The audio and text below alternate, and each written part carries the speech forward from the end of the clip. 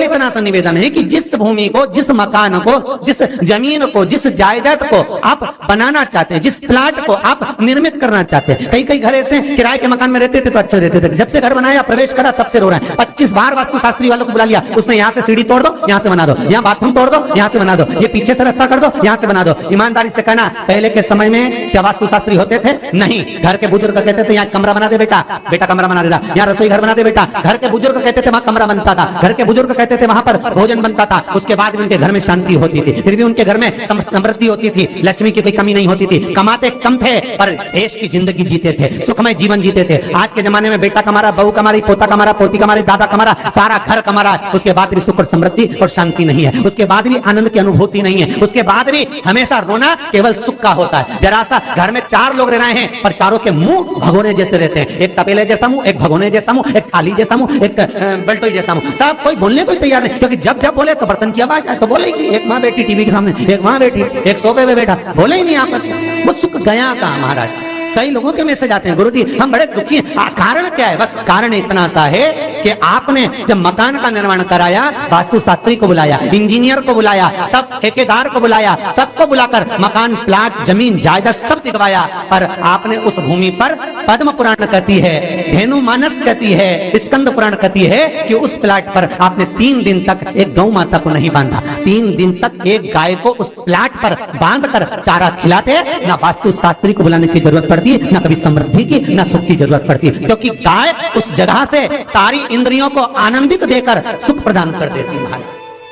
उस जगह के सारी रोग, बीमारी, कष्ट, तकलीफ, दुख को गौ माता खींच। गौ माता जैसी जगत में कोई नहीं हो सकता। हाथ में घड़ी नहीं बनती गौ माता, पर 4 बजे आपके यहाँ रोटी मिलती है तो 4 बजे खड़ी मिल जाती है।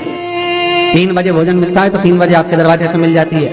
1:30 बजे भोजन दोगे तो 1:30 बजे ही मिलेगी। 1:20 पे दोगे तो 1:20 पे ही मिलेगी।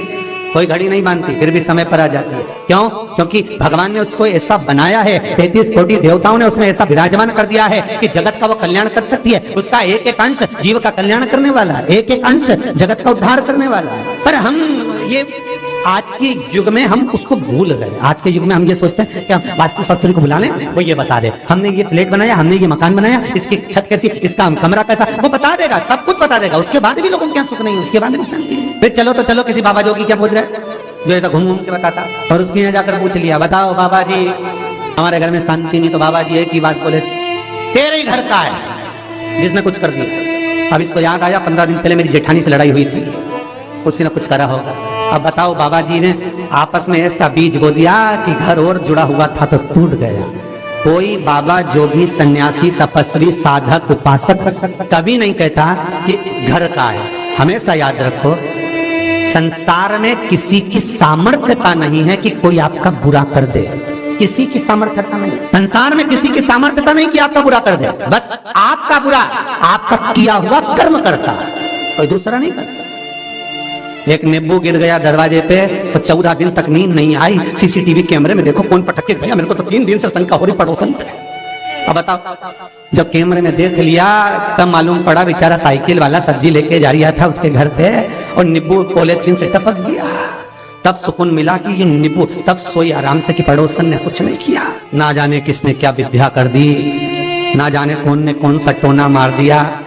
केवल एक दीवार ऐसी होती है जहां पर हनुमान जी का चित्र लगाया जाता है। चाहे तुम पर्वत उठाने वाला चित्र लगाओ हनुमान जी का, चाहे बैठे हुए लगाओ, चाहे रामायण पढ़ने वाला लगाओ, चाहे लंका दहन करने वाला लगाओ, चाहे राम नाम जपने वाला लगाओ, चाहे लक्ष्मण को संजीवनी देने वाला लगाओ, चाहे मौन मुद्रा में लगा दो, चाहे स्तुति में लगा दो, चाहे भजन में लगा दो। हनुमान जी का कोई भी चित्र लगता है तो ना पूरब में लगेगा, ना पश्चिम में लगेगा, ना दक्षिण में लगेगा। हनुमान जी का अगर चित्र लगता है तो उत्तर की दीवार में दक्षिण को देखते हुए लगेगा। केवल एक ही स्थान, जैसे पूर्वजों के चित्र को, पितरों के चित्र को, गए हुए हमारे जीवों के चित्र को दक्षिण में विराजमान किया जाता है, उसी तरह हनुमान को उत्तर में विराजमान कर कर दृष्टि दक्षिण में कर दी जाती है। घर में हनुमान जी के जितने फोटो होते हैं उसको केवल दक्षिण दिशा में लगा और उत्तर दिशा में लगा बिठाते थे, और दक्षिण की ओर उनकी दृष्टि होना चाहिए, दक्षिण की ओर उनका मुख होना चाहिए। क्यों महाराज?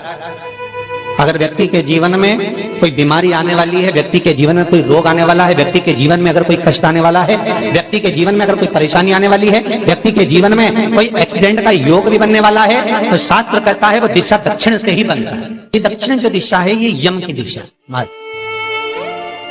यहाँ संपूर्ण परिवार के साथ यमराज अपने आनंद में निवास करता है। और जब हमारे घर में, हम ये नहीं कह रहे कि आप हनुमान जी का फोटो लगाओ, हम ये भी नहीं कह रहे, आपके घर में हो और आपने अगर विराजमान कर रखा है किसी दिशा में, तो हमारा तो निवेदन रहेगा, अभी तक आपने अगर जैसा रखा पर एक बार दिशा बदल कर देखना कि रोग, बीमारी, कष्ट, दुख, तकलीफ में आपको लाभ मिला कि ना मिला।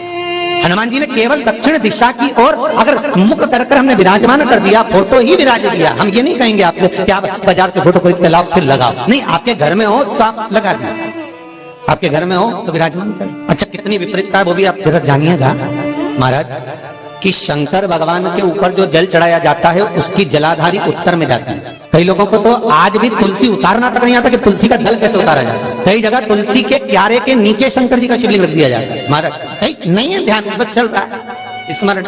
भगवान शिव का जो जल जा रहा है वो उत्तर की ओर जा रहा है और हनुमान जी को उत्तर में विराजमान कर मुख दक्षिण की ओर कर दिया गया। क्यों? प्रबल दिशाओं में उत्तर और दक्षिण महाराज, ये जो दो दिशाएं हैं इनको साधने के लिए कोई देवता आगे नहीं आता। अगर इन दिशाओं को कोई साधने वाला है तो केवल एक देवाधिदेव महादेव ही हो सकता है। काल का हरण करने वाला वो महान काल ही हो सकता है। शंकर का ही एक अवतार है हनुमान जी महाराज, रुद्र अवतार महाराज। हनुमान जी से कहा तुम दक्षिण की ओर दिशा पर संभालिए। शिव जी कहते हैं मेरा जल जब उत्तर की ओर जाएगा तो इस दिशा को मैं संभाल, चिंता ना करिए। किसी लड़का और लड़की का विवाह नहीं हो रहा, 30 साल हो गए, 32 साल हो गए, 34 साल हो गए, लड़का लड़की का विवाह ही नहीं हो रहा, बहुत टेंशन है माता की। कोई मंगली है, कोई मांगलिक है, कम करो, कोई मांगलिक है, कोई मंगल है, संबंध हो ही नहीं रहा, बहुत प्रयास कर रहे हैं। 4 दिशा का स्मरण करिए, पूर्व पश्चिम उत्तर दक्षिण। हथेली पर आटे का दीप लगाइए, घी भर लीजिए और 4 बत्ती उसमें अलग अलग रख लीजिए। थोड़ा सा पीला चावल हल्दी में कर उसमें डाल लीजिए। जो लड़का और लड़की का विवाह करना है उसी के हाथ में देना है।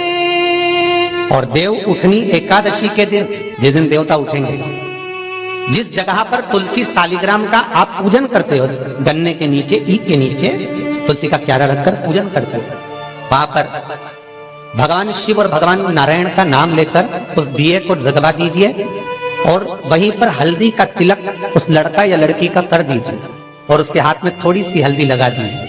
महाराज 2.5 महीने 3 महीने तो बहुत हो गए, उस बच्चा और बच्ची का विवाह पक्का हो।